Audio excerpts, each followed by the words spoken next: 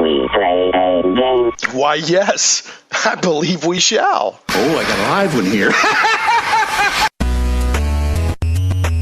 Live from Little Rock, it's Shane Plays Radio. Shane Plays Geek Talk, a journey into the things we love. I'm your host, Shane Stacks. Thanks so much for joining.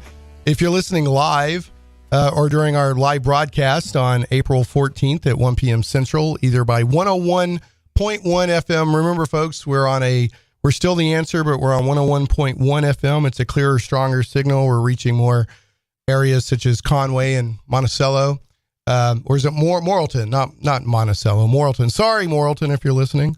I'm a little goofy from medications for bronchitis. So if my voice sounds a little bit different, that's also why.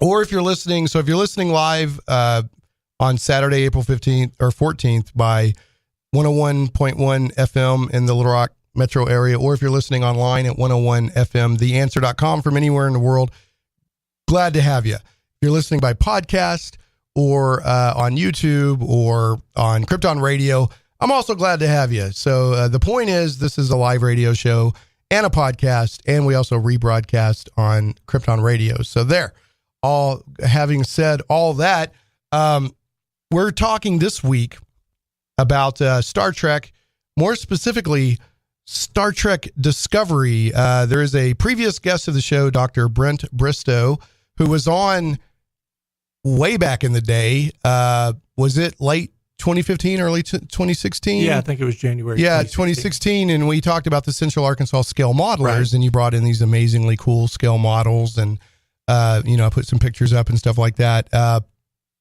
And if I understand right, you were at their meeting today before you came here. That's so correct. Remind everybody about your the Central Arkansas Scale Modelers.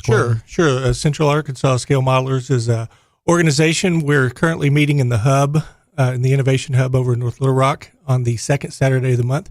If you have an interest in building, any kind of model kits, be it figures, be it sci-fi oriented, military oriented, whatever, come on out. We share techniques. We talk about what we do. We also do the competitive side of things as well as just the people that just want to do it for fun.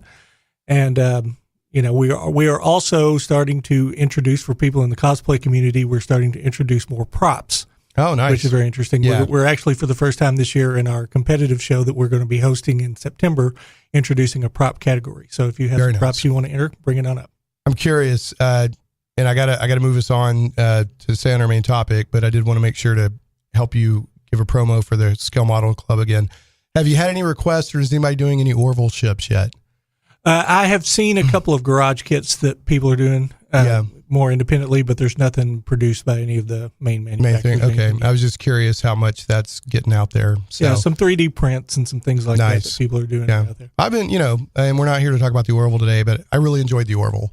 I thought go ahead. Yeah. Well, I enjoy the Orville, and it's a fun show. The only thing that I don't really like about it is that it seems like a lot of the plots are sort of recycled. I watch them and I'm going, oh, that seems like For the World is Hollow, I've Touched the Sky, or that was like the Firefly episode, or Mrs. Reynolds or something. It just seems like, Well, I wonder, and that's not always original. I wonder, that's a good point. I wonder if when you're trying to dig into and social issues to make statements, it's almost like what do they say? There's only so many plots, I don't know, but I understand what you're saying. Yeah. I mean, they're basically doing a huge homage to the original series, and Next Generation. But anyway, we're not here to talk about the Orville. I like the Orville. I wish it had a little less PG-13 in it. Yeah. Because I can't watch it with my son. Yeah. I just flat can't. But anyway, moving on. I was pleasantly surprised with what they've been able to do with that show. Right. Okay. So, and there's obviously a market for that because it did well. Absolutely. So Central Arkansas Scale Modelers, folks, add another question on it. Now, last time we met, you guys were meeting like at a store. We were. Y'all have you outgrown that, or? Well, no, actually, we were meeting at Hobbytown that was over on Shackleford, and the owner, who was very good to us, really helped us out a lot, giving us space. He sacrificed a lot of floor space for us to meet, but he got to a point that he wanted to retire. He had grandkids in Kansas City, just felt like it was the time to move on, and he couldn't find a buyer. Right. for the store, so it ended up closing down. And fortunately, the Innovation Hub offered us space, and they've been very good to us. And we're glad to be there. Well, I'm glad to hear that that he closed down because he's like, I'm done, not because it failed or something that. That's good. Not like that. Yeah, excellent. Nothing like that at all. Okay, so tell me, I got some show notes I got to get to here in a moment, but you've several times sent me photos of you playing music with well-known Star Trek actors and actresses. So tell us a little bit about that. What do you do? Okay, well, there, conventions, particularly Star Trek conventions, they used to be little one-day things, and now they've turned into these huge, 3, 4, 5. Vegas is like 5-day convention now. And a lot of the fans expect events to be going on, constantly. Pretty much, evening events, things like that. A lot of the actors are also musicians as well. And they play guitar, they sing, whatever the case may be. And several of them have put together bands specifically for the purpose of entertaining fans. And I met Vaughn Armstrong, who played Admiral Forrest on Enterprise, and plus he's played a million other alien, slap a forehead on him. Great actor. Right. Okay. Casey Biggs, who played Damar on Deep Space Nine, and Steve Rankin, who's played several characters, probably best known for being the Romulan that refused to take the blood from Worf in the Next Gen episode. Okay. They have a group together called the Enterprise Blues Band, and I met those guys about 10 years ago. And I'm a saxophonist. I'm a professor of music at ASU BB, and my doctorate is actually in saxophone performance, so that's kind of my main thing. And I met those guys, and they found out I played saxophone, and they invited me to play with them. And I didn't know any of their tunes, so I was just jumping in, improvising. They loved what I did. We've stayed in touch. Through those guys, I ended up meeting Jeffrey Combs, who I've become very good friends with, and he's a great guy. He also plays guitar and sings, writes some really cool tunes. And those three guys, Vaughn, Casey, and Jeff, along with Armin Shimmerman that plays Quark, Max Kredenchek, who was Rom, and Ethan Phillips, who was Neelix on Voyager, do a thing that they call the Star Trek Rat Pack. They come out in tuxedos. Right. Everybody's got a drink in their hand. They're telling jokes. They're singing songs, and it's just a fun time. And because of the guys I knew in 2016, they were taking that show everywhere, and they invited me to come down. And the promoters liked what I did, and they went to bat saying, "Hey, we really want him." So I ended up getting to play with them in San Francisco, Chicago, New Jersey, and I was in Vegas with them. Right. And along the way, I got to we did a thing with William Shatner. With the house band. I sat in with them, and Shatner did a thing with us. Misha Collins from Supernatural was there playing a prank on him. He walked out like he was a member of the band. That was a lot of fun. Okay, cool. And because like Shatner's a big Supernatural fan from his Twitter feed. He loves Supernatural. Yeah. Well, he and Misha are pretty good friends. Oh, okay. And so as I understood, and so he came over. They were doing a Supernatural convention in the hotel across the street. So he popped over. just to now give I have Shatner to ask. Now Shatner didn't do Rocket Man, right? No. What they actually did, it was actually an interesting thing. They kept telling us we were going to do this thing with Shatner, but nobody really told us what it was. And we were literally about to walk on stage without knowing. And I'm standing back there with the guitar player and bass player, and we're going. I'm saying, I didn't get to run through the song with you. And they said, we haven't run through it either. So we're talking through the chords backstage. Right. What they did was that for that particular convention, they held a contest for the fans to take a famous, well-known song, rewrite the words to be about Captain Kirk. Yeah. Whoever the winner was, Shatner was going to read it while we backed him up. Right. And so they ended up doing a version of I'm a Man by Spencer Davis Group, the old 60s tune. And so we played that.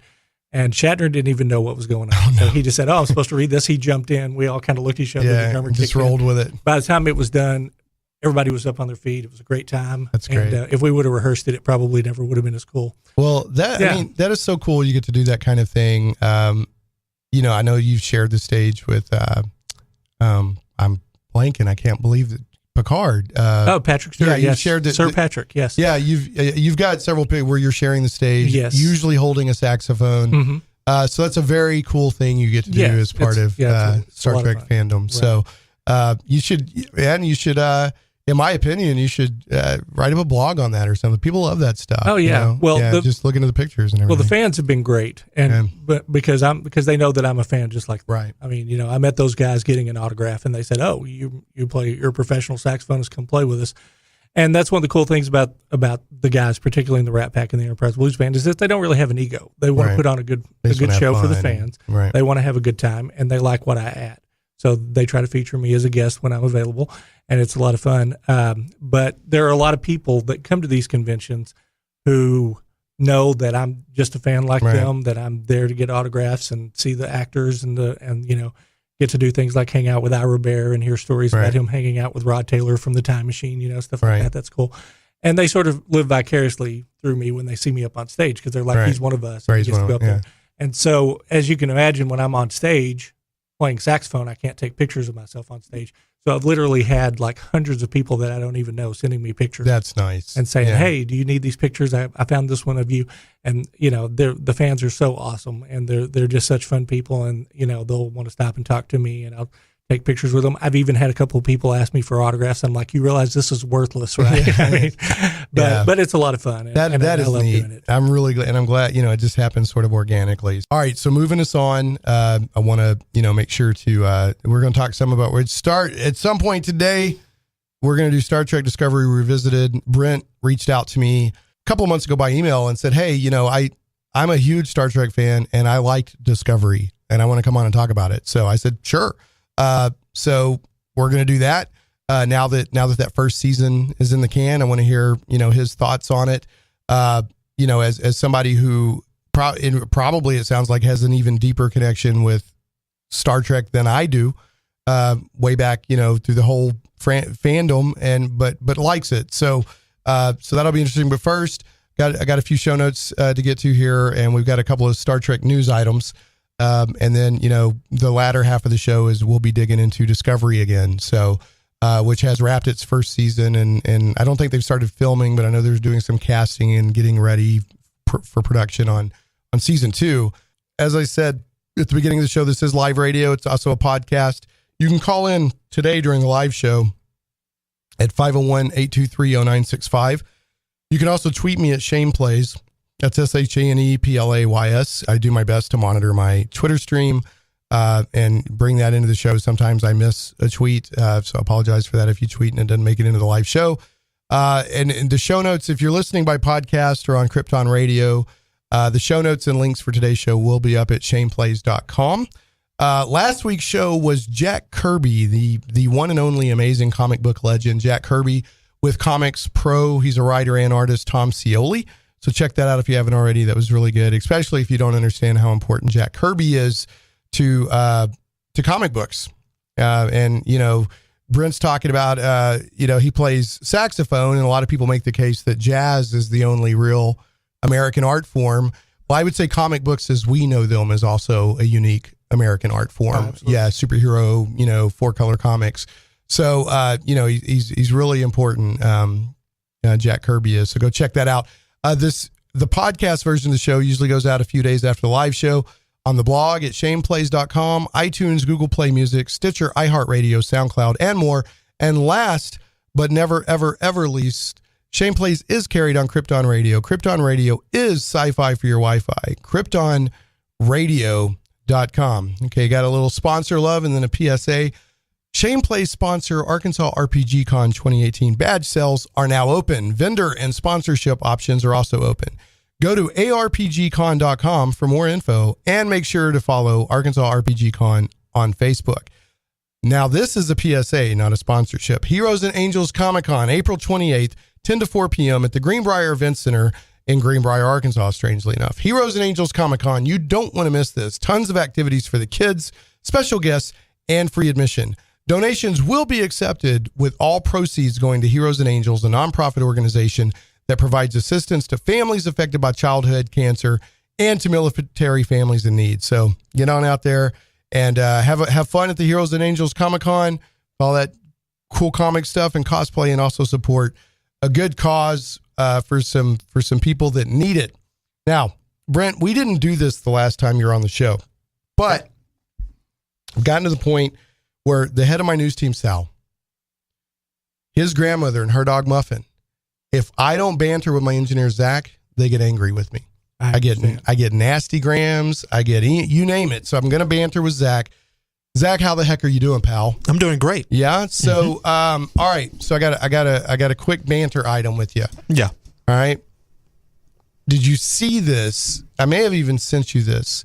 Avengers of Infinity War is outpacing the last 7 Marvel movies combined. Dave told me that yesterday. for pre-sales in Fandango. Yeah. Is that not crazy? It is crazy. Combined. Mm-hmm. It's amazing. Combined. So this, I mean, to say that there's a frenzy for this movie is an understatement. Right. I mean, people want this movie. And I think it's as I mentioned before, this is fascinating. Not only I love a good superhero movie. I've been really happy with what Marvel's done. Marvel Studios, they've done a great job. But this is the only movie I can think of that is a 10-year culmination. Like they've had this plan. We're going to work towards this movie. So they didn't just say 2 years ago, hey, it'd be a great idea. Let's throw all these characters in. No, they've been working towards this. Right. They have this phased approach to how Marvel's doing stuff. So anyway, that just blows my mind. But there's the article I saw was on Variety.com. Okay. So Brent, are you into these superhero movies? Oh yeah, absolutely. Yeah. Big. Are you going to be opening night for Infinity War? I will not be opening night. No, probably not. As you get a little older, you start kind of going, if I wait a couple of days, there's not as many people. It's not as crazy. I have to stand in line. I'll usually do opening night like a later showing or something. Okay. I don't go to like the 7:00 because 7:00 is like bursting at the seams. So, but sometimes opening night, even for a big movie like this, you can get day of a later movie, right? Because some people don't want to go to the later movie. Okay. So anyway, Zach, that's crazy. Now, Zach, are you going to go opening night? I'm going Thursday night 7. Thursday night at 7. Have you already got your ticket? I got my tickets. At the Riverdale? Riverdale 10, yeah. All right. Did you see this picture that looks like Peter Parker's like plummeting from way up? No. Have you seen? Okay, yeah. I don't know. You know how they dissect every little half second of the trailer? Yeah. It looks like Spider-Man might be falling from like way up. So I don't know. I'm ready for it. Yeah, it's going to be good. And they keep implying people are going to die. I don't know. We'll see. Okay. Speaking of Sal and the news team, turn on the microphone, the super secret microphone in the newsroom there, and we'll see what's going on today in the Star Trek news. There we go. They're working hard on Saturday.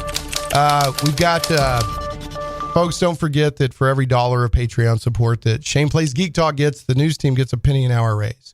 A penny an hour. Come on now.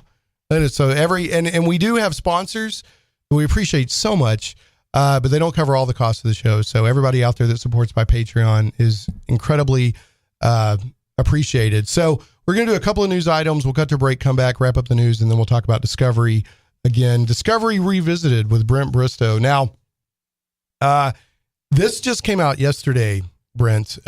Evidently, you keep seeing these little things. They're talking to the new JJ Trek cast members, right? Or the Kelvin timeline, and they'll say, yeah, we want to do a movie, we don't know, or whatever. Well, there's an article that was on trekmovie.com yesterday, actually came out yesterday, where I don't know if you saw this or not, but the new Spock actor Zachary Quinto, he said that there may be even more than one movie in the works, but this was the quote they had from him. Said there's a lot of energy around more Star Trek movies. Which ones are going to happen? Which ones might happen first? I can't really say.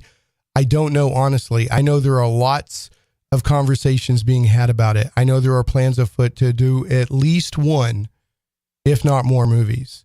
And then he also said, I know Paramount under their new administration is eager to keep the franchise going.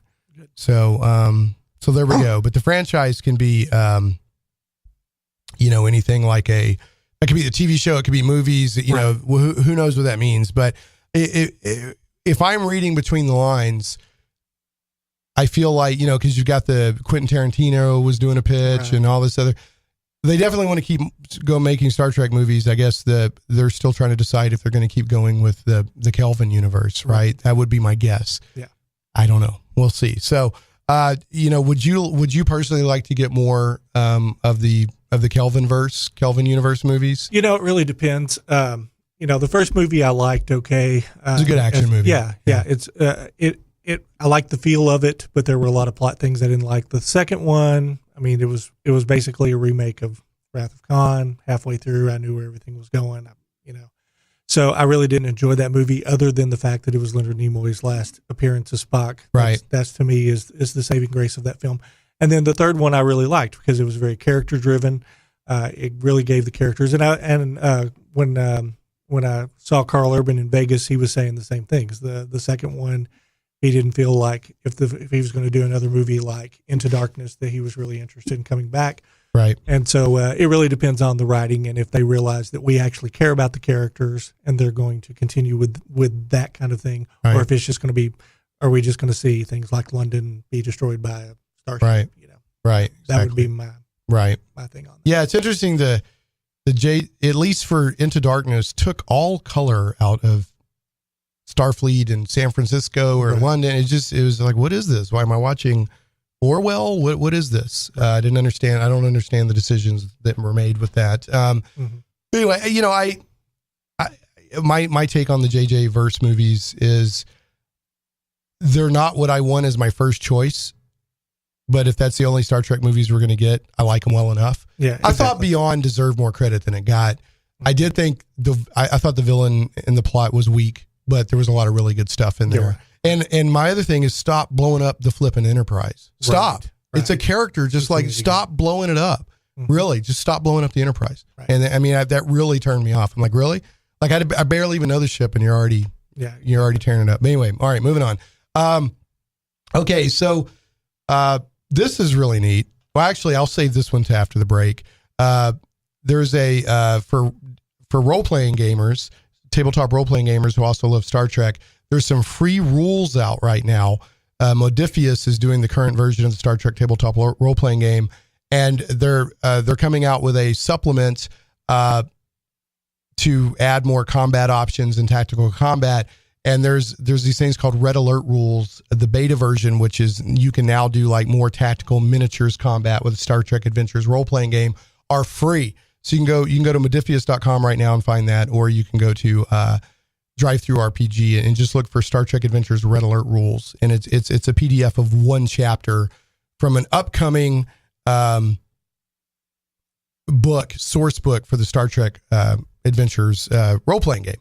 So, and Modiphius seems to be, working pretty hard to put out some really cool stuff. I still miss the old FASA. I thought that was cool. Right. I don't know if you ever played that or not, Brent. But a few times. Yeah. So, but I mean, Modiphius is putting out a very, very cool game, and it looks like they're really trying hard to support it. So we're going to cut to a break. When we get back, I've got some news on did you see this thing about the Klingon Tourism Center?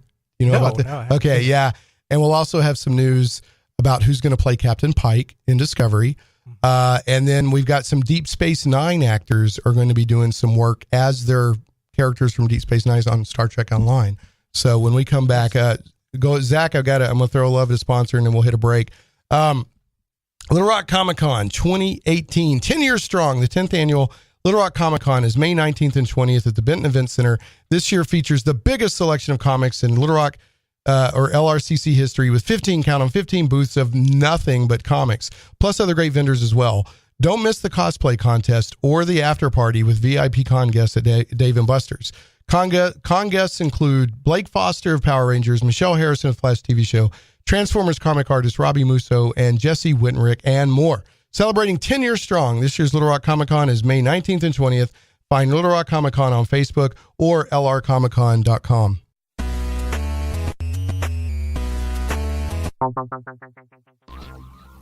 Comic book lovers, visit thewildstars.com today. From the mind of author and comic book industry expert Michael Tierney, it's not just a comic book, it's a comic book novel. The Wild Stars is sci-fi and so much more. Learn the explanations behind UFOs and space gods. This isn't the Twilight Zone. This is the region of the Milky Way galaxy known as the Wild Stars. We guarantee you've never read anything like it. The complete comic book novel took 20 years to tell, with one reviewer noting, the story of the Wild Stars stretches ambitiously across space and time, from small-town murders to the destruction of planets, with every event given multiple layers of meaning. If you haven't read The Wild Stars, you're missing out. Visit thewildstars.com today. The die is cast. Plunge into worlds of fantastic adventure where dragons lie and the undead stalk the shades of your mind's imagines. where creatures of legend plunder wealth through the horror of their passage. Monsters grim and foul hold the ecstasy of gold and the renown of glory. All this and more awaits you and your friends in the unlimited, fantastic world of the Castles and Crusades role-playing game from Trollord Games. Visit your friendly local game store or Trollord.com to get your copy today. A rules-light, adaptable game that has stood the test of time. 12 years in constant publication with no new additions, Castles and Crusades is the original, easy-to-play attribute check system. Join us and unleash your imagination. Visit your friendly local game store or Trollord.com to get your copy of Castles and Crusades today. Shane Plays Radio is blessed to have sponsors, and we appreciate them very much. However, did you know that you can also support the show as an individual for as little as $1 an episode? Simply go to patreon.com/Shane Plays. Hey, welcome back to Shane Plays Geek Talk, a journey into things we love. I'm Shane Stacks, your host. I'm joined by Dr. Brent Bristow, who is really deep into Star Trek. It does really cool stuff with Star Trek fandom, like we talked about earlier in the show. He said, hey, now that Star Trek Discovery first season's over, I'd like to come on and talk about it from the perspective that I liked it. And I said, sure, come on. So we worked out a date. I've got a couple more Star Trek news items here, and then we're going to talk a little bit about Star Trek Discovery Revisited now that the first season is in the can, as they say. So got a couple of news items here. One, Star Trek, the Captain Pike for Discovery has been cast, and this is from StarTrek.com, but it's Anson Mount, and he's been in a few things, but he played Black Bolt in the Inhumans. Right. And the Inhumans TV show, a lot of people didn't like it. I thought it was okay. I thought it was watchable. But I thought that he did a fantastic job as Black Bolt because he can't talk, but he still has to have presence on. So I thought he had incredible presence. So just based on that, and he played a leader personality. So that's interesting to me that he's going to play Pike. Do you have any perspective on that? I don't know a lot about him, but the pictures that I've seen, he's certainly has a more than just a passing likeness to Jeffrey Hunter. Right. Sure. Well, it's also, Pike is one of those interesting characters that really wasn't in a lot of Star Trek, but has gone on to gain almost legendary, like Kirk status in some ways. Like, well, he was a captain of the Enterprise, right, and it's Captain Pike, In fact, Star Trek Discovery Season 1 ended with the Enterprise showing as like, that's Captain Pike over there. So, and then you've got Captain April, who I think his name was mentioned one time, right. And now he's legendary as being, so it's just, Well, he does appear in the animated series, right? Yes. Yeah, he's in the animated series. So anyway, that's really interesting. But I think that everything I could tell, Anson Mount has fantastic presence on screen. So it'll be interesting to see what he does now. For the Deep Space Nine lovers out there, 12 Deep Space Nine actors are going to be joining Star Trek Online. Their next expansion is Victory is Life. And if you haven't done Star Trek Online, it's pretty fun. It's fun. Yeah, it's pretty fun. They do a good job of trying to love on all the different, because there's fandoms within the Star Trek fandom, yes, right? Absolutely. And they try to love on everybody. And it's just kind of gonzo fun, and I've played it both on PlayStation and on computer, and I've enjoyed it.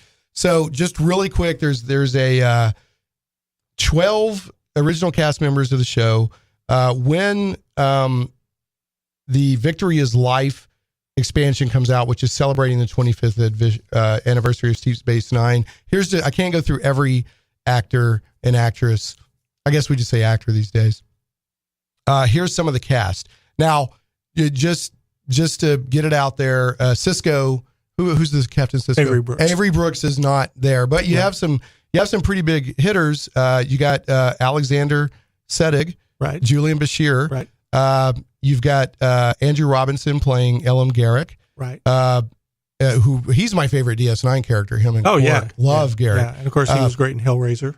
I didn't even the new Hellraiser, right? No, with the original way back. I didn't realize that. Okay, and then you've got Armin Shimmerman as Quark. Yes, Armin's a great guy. Yeah, Armin. In this, somebody you've played music with, Aaron Eisenberg, Captain Nog, right? You've played with Nog. No, Was I played. Yes, with Rom. with, And he's with Max and Armin. I've performed with Max and Armin. Max Grodin. Is it Grodenchik? Grodenchik. Is in Or this. Grodenchik. He's playing Grand Nagus Rom along with his on-screen wife, Chafe Masterson. I have as the performed leader. with her. Yeah. We've done the song Fever together. And fine.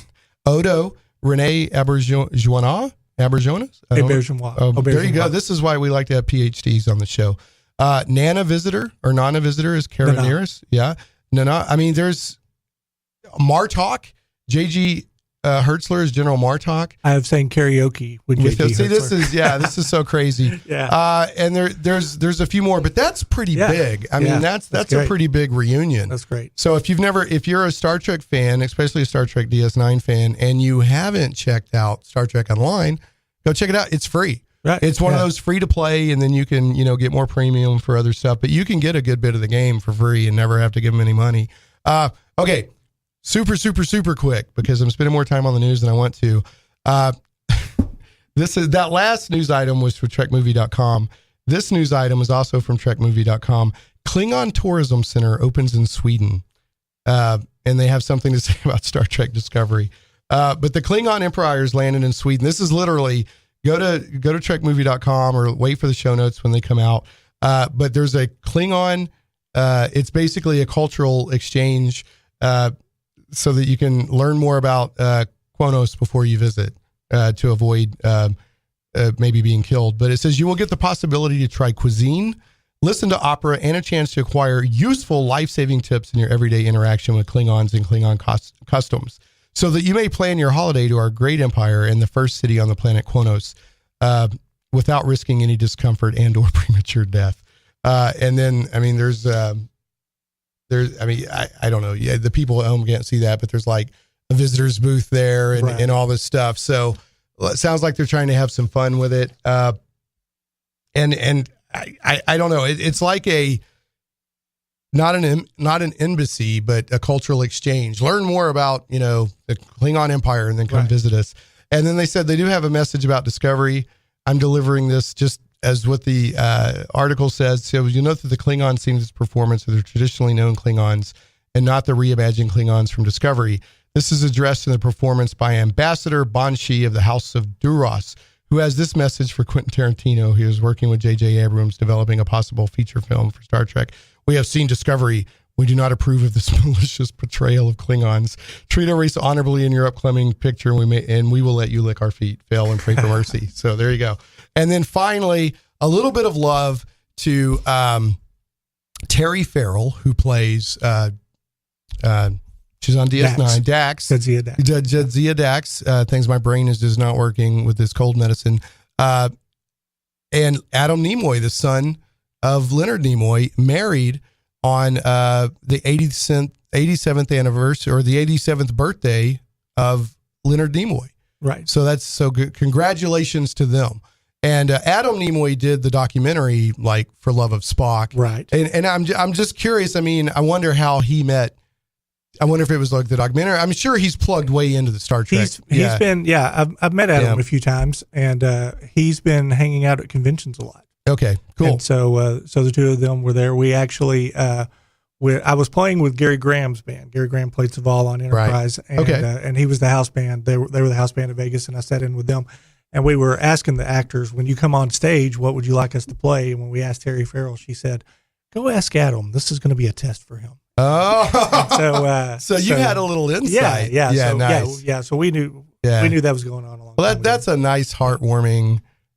It's just a nice, heartwarming story. Yeah. Fandom, will love on him. I mean, he's basically Star Trek royalty. Right. In a way. I mean, she's a very popular actress in her character. Absolutely. There's probably hearts breaking that Dax is getting married. Yeah. So there's crushes across the fandom have just and there's weeping. There's weeping. All right. Let's take a little bit of time. And that was the news. I want to talk about Discovery. So, and we'll get about 20 minutes, something like that on Discovery. Okay. So I'm going to recap really quickly my perspective on Discovery.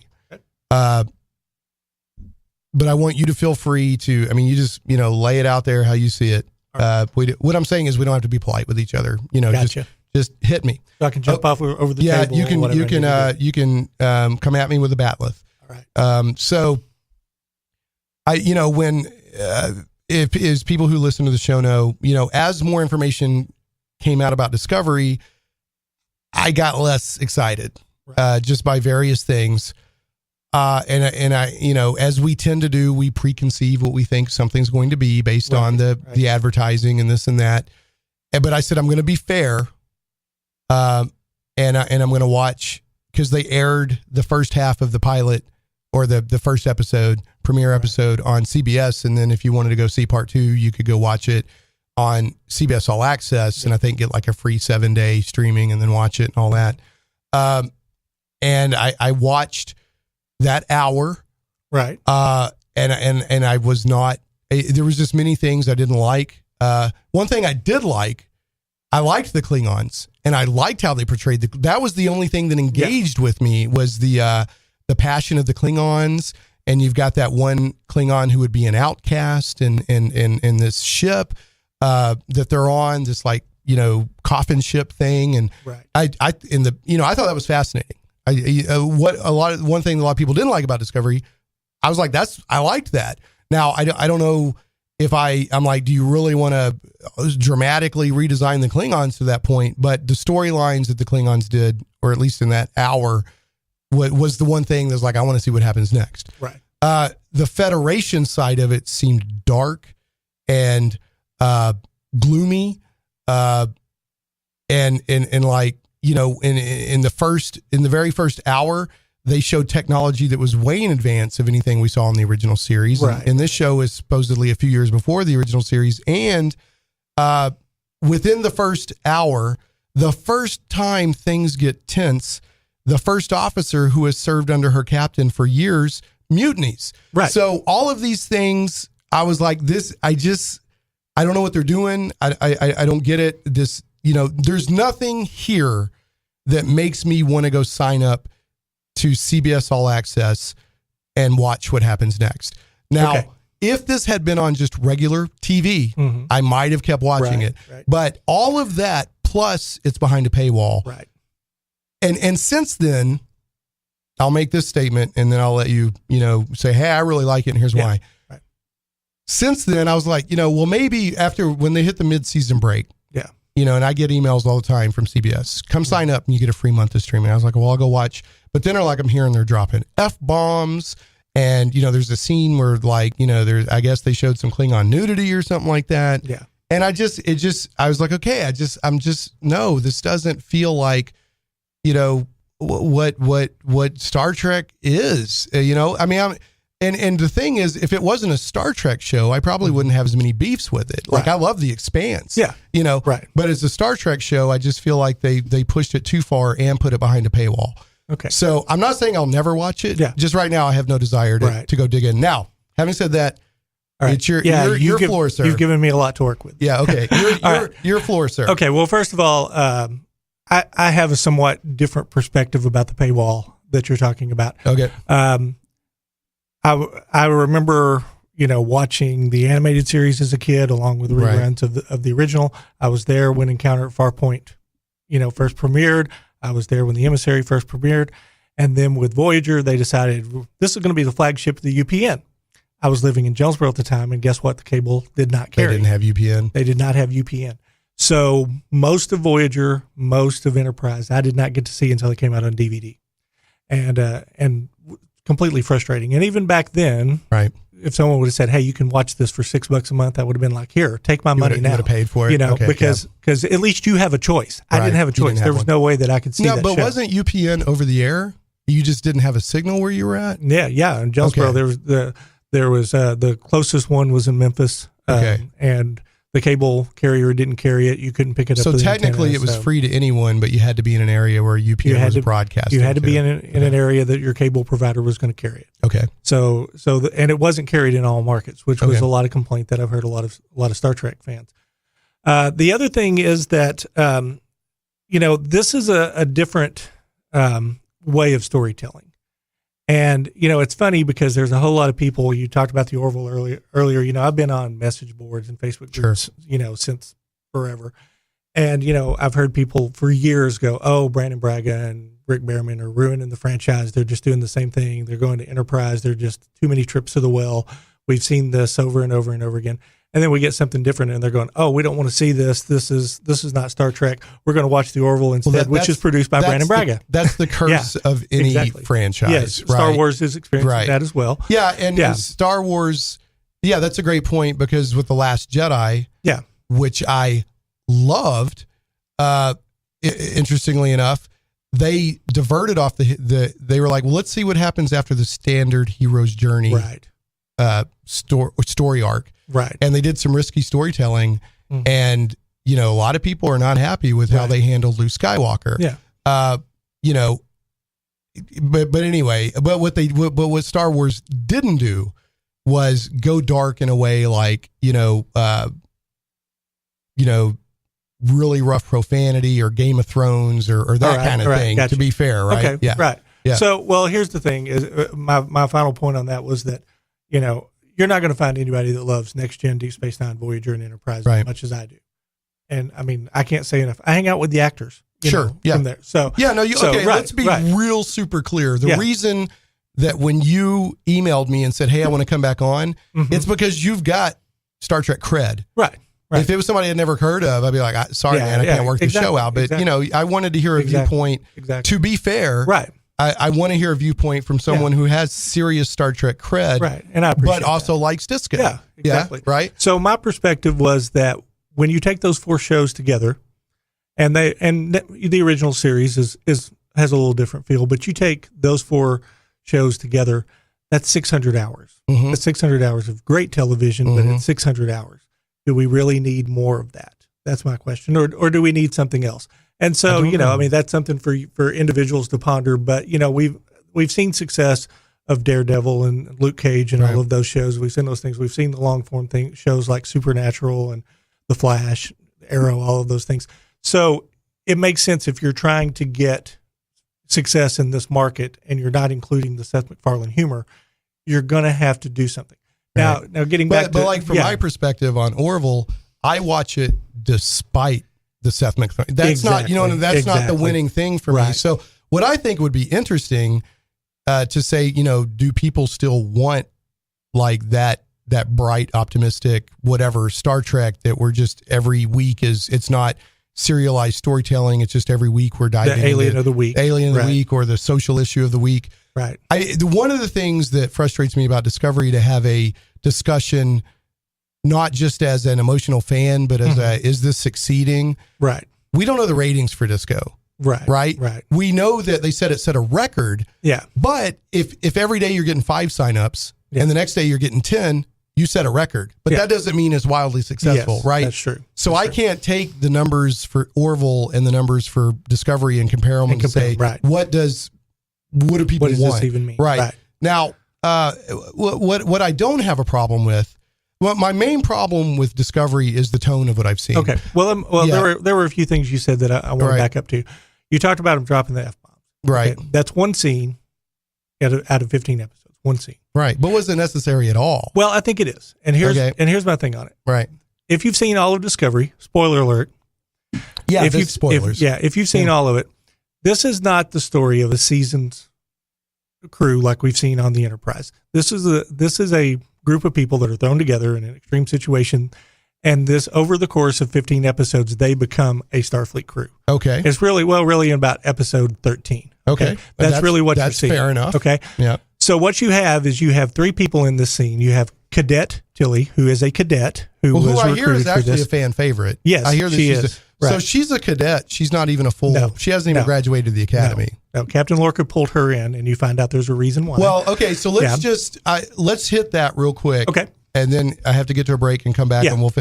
Like the one thing I did hear, and again, spoilers, is Captain Lorca is actually from the Mirror Universe. From the Mirror Universe, would explain a lot. Right. Of some of the tone and why he pulled together that group of people. Why would you pull these people together? Mm-hmm. That goes a long ways to going, okay, I can kind of see that. Exactly. But let me do a break real quick, and we'll come back and let you keep making the case. Yeah. So some goblins are your friends. Game Goblins is Central Arkansas's premier retailer of Magic the Gathering, Warhammer 40K, board games, card games, RPGs, miniatures, and hobby accessories. Call Game Goblins at 501-224-GAME or visit them online at gamegoblins.com. That's 501-224-GAME or gamegoblins.com. And they're doing for like the next week or two, get over there and check them out. They have a 50% off a lot of their inventory right now. So go check that out. They are conveniently located at 1121 South Bowman, right on the corner of Bowman and Canis in West Little Rock. And for all your gaming needs, I heartily recommend Game Goblins. Make sure to check out their customer loyalty program that rewards you based on your actual purchases. First-time customers, mention Shane Plays and receive $10 off your purchase of $50 or more. Tell them Shane Plays sent you. Hey, welcome back to Shane Plays Geek Talk, a journey into things we love. One of the things that, Brent during the break said he wanted to talk about, and we've got about 6-7 minutes left. We're about, how much time we got? 9 minutes. Okay. Got 9 minutes left. And I brought up some stuff that turned me off of Discovery. And again, I could make the case that if it had been on network TV, I may have hung with it a few more episodes to give it a chance. But since it was on a paywall, I just tuned out. But I mentioned specifically one of the things that turned me off was you've got Michael Burnham, right? Michael Burnham. And she is the first officer. Captain, was it Giorgio? Yes. And the first thing times get tough, she mutinies on her. And I'm like, they've been together for how many years? I was like, I do not want to watch Game of Thrones in space. And that's how it made me feel. Plus I was like, they're not even trying to make this look like original series. I mean, they've even said, there's an article out there on the new Enterprise for Discovery that shows up at the end of the first season. And the production designer, said, we expanded the length of the ship to be within the world of our Discovery, which is bigger. So we cheated it as a larger ship. So how are you showing respect to the history? You know what I'm saying? Like, but anyway, that's a whole other thing. That's a whole other You issue. wanted to respond on the mutiny. Okay. Well, two things real quick. Yeah. First thing, wrapping up what we were talking about with the scene where they do drop the F word. Stamets was a researcher. He was one of those guys that like Kirk and Picard would go check on, like the Dr. Crater that was like, leave me alone, I just want to do my research, that Lorca brought in.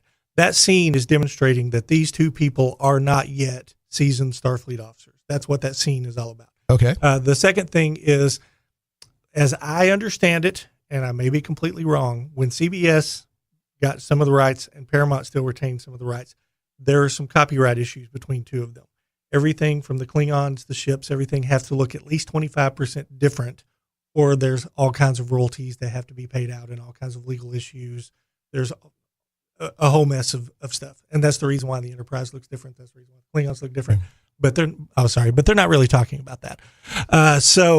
But getting back to the mutiny. All right. The thing about the mutiny, you don't really realize this until you get about to episode 5. Keep in mind that Burnham is a ward of Sarek. Mm-hmm. Okay. And she's not the adopted daughter. She is a ward. Right. And he treats her as such, but she wants him to be her father. Right. She's desperately seeking his attention. First thing she does is go and ask Sarek, what do you think we should do? And Sarek says, well, the Vulcans, when we deal with them, we just basically fire first. Right. So in her mind, Sarek's logic is infallible. There's no way that Sarek can be wrong. And this was the first time that Giorgio and Sarek, their advice were at odds with each other. Right. So she felt Giorgio was in error because the Vulcan logic could not be wrong. Right. Now, we've seen several things. We've seen, Valeris on Star Trek VI. We've seen even Janeway dress down Tuvok for twisting logic for his own purposes. We've seen several things on Enterprise. So we know that that's not really the case. So what we find out in episode 5 or so is that after Burnham went to through the Science Academy, mm-hmm. she applied for this Vulcan exploratory expedition, and she didn't get it. And she really felt like she had let Sarek down, and Sarek let her believe that she had, and she was desperately trying to get his approval, right? Well, what she finds out in that episode was that they basically told Sarek, you can either have Burnham in or you can have your half-human son in, but you're not going to get both of them, so choose now. Yes. Do you want Burnham in now, or do you want Spock in a few years later? And Sarek says, Spock. Spock. Right. right? Which plays into why there was 13 years that they didn't speak to each other, because Spock didn't even go to the Vulcan Science Academy, right? So basically, Burnham mutinies because she believes Sarek's logic is correct. She believes he's infallible. And in that episode, she realizes that his logic is not infallible. And that's the beginning of her real character development, when she starts turning things around and her character starts going in a different direction. All right, so let's sum it up this way. Okay. We've got about 4 minutes. Right. The thing, if I really had to distill everything down, Mm-hmm. I am one of those cynical romantics. Yes. That what attracts me to Star Trek Mm-hmm. is the optimism, we're explorers first, warriors second. Right. Risk is our business, as Kirk said. We're out here to explore, but it has the foundation underneath of the Starfleet principles. Right. So, and there's a tone to Star Trek that even when things get tough, there's an inner resilience and a faithful approach to resolving things that Star Trek normally displays. Exactly. And I'm coming from the perspective that I think Section 51 or whatever that 31. is, 31 was a terrible thing to introduce into Starfleet. It completely goes against everything that Starfleet was supposed to be good about. Right. That kind of thing. I don't want dark Star Trek. Do you think, now I have not seen the entire season, but I didn't see even a glimmer of that Starfleet optimism and hope and bright colors in what I saw of it. Is it there at all? Anytime during the season? Yeah, I think so. Particularly at the end, as my wife has said, the end is a typical sort of Star Trek wrap up. Building up to this, you think there's going to be a big war. You think that they're going to end up doing something terrible, and then they find another way. They find a way to resolve things without there being more violence. They find a way to resolve things by looking for other solutions. And we do see those things along the way. There are glimpses of it, but again, this is supposed to be the story of a seasoned crew coming together. And they're not also, there at the beginning. It's the first Star Trek we've had where the captain doesn't center everything. Exactly. Right. You got Burnham. Exactly. Now, so one thing that may have worked against, because it's like, it sounds like for a lot of the stuff that has upset Star Trek fans, including me, you had to stick with it to get the payoff. But and Star Trek is usually not serialized storytelling. Well, but right? I think that if you had watched the first hour of Stranger Things and then had to pay to watch the rest of it, would you have done it? Or Daredevil or any Probably rest of it? No. But see, exactly. I'm still against the paywall model, right? Which is a whole nother discussion. Yes. So, it's and again, I'd say if people like it, and you've made some good points. Mm-hmm. I would question, can you make the same point about their inexperience without dropping F-bombs? I don't know. Yeah. Is that the only way to make that point? I don't know. That kind of thing. Yeah. But you've explained some things that I haven't heard from perspectives. Okay. So I will say, I'm not going to run right out and watch it, but you've probably swayed me more towards, okay, I'm going to give it another chance. Right. Okay. Especially because it seems like other stuff I'm reading, they're setting up season 2 to be more Star Trek-y. Exactly. So I've got to wrap this up. Do you have I've got literally 1 minute. Do you have one sentence you'd like to say still about disco? Anything that you didn't get a chance to say that you want to throw out there? I've just heard a lot of people say that actually watched the whole thing, that they went into it thinking they were going to hate it, and at the end they ended up loving it. Okay. I think if you give it a chance, you probably won't be sorry. Fair enough. Okay. Well, I don't want dark Trek, but we'll see. As long as it's not going to end up being Game of Thrones in space, I can handle it. Yeah. I'd watch a Star Trek show that was set in the mirror universe, because then I understand why all that stuff's happening. Right. But not my main prime timeline. Okay. I gotta end, and good job, Brent. Thank you. Thanks for having me. Yeah. I got to end with a bad joke of the week. How do you get a one-armed Klingon out of a tree? How do you get a one-armed Klingon out of a tree? You wave to him. So there you go. Ba-doom. All right. Thanks, Britt. We're out of time. All right. Thank you. If you read science fiction, the more you read it, the more you realize that you and the universe are part of the same thing. Science still knows practically nothing about the real nature of matter, energy, dimension, or time, and even less about those remarkable things called life and thought. But whatever the meaning and purpose of this universe, you are a legitimate part of it. And since you are part of the all that is, part of its purpose, there is more to you than just this brief speck of existence. You are just a visitor here in this time and this place, a traveler through it. What a difference that makes. As a traveler here, it no longer crushes you that this world is not always fair or orderly or understandable. Your passport allows you to fix what you can, to love, to refuse to take part in ugliness. But meanwhile, you are delighted that this is such a varied, colorful, exciting place. As a traveler, you're not here to judge, but to experience. You begin to feel a new affection for the life forms here. You no longer feel threatened that some may be greater or lesser than you. It's only important that you've been given this marvelous opportunity to enjoy this trip, to learn from it, and in my case, write about it. Perhaps you know where I'm leading. On a trip like this, and it is a trip, its loveliness is not in the sameness of people and things, but in their incredible variety. Eventually, this led me to the Star Trek statement, IDIC, infinite diversity from infinite combinations. Thank whatever created us. We are different, each of us and everything around us. To the end of time, if it ever does end, no combination will ever come up quite the same. That's quite a travel package. All of this is how Star Trek began, and it's also something of what it's about. I am an alien, and so are you. And yet, and this is the loveliest thing of all, somehow we're also part of each other and part of everything that is. Shane Plays Radio is blessed to have sponsors, and we appreciate them very much. However, did you know that you can also support the show as an individual for as little as $1 an episode? Simply go to patreon.com/ShanePlays.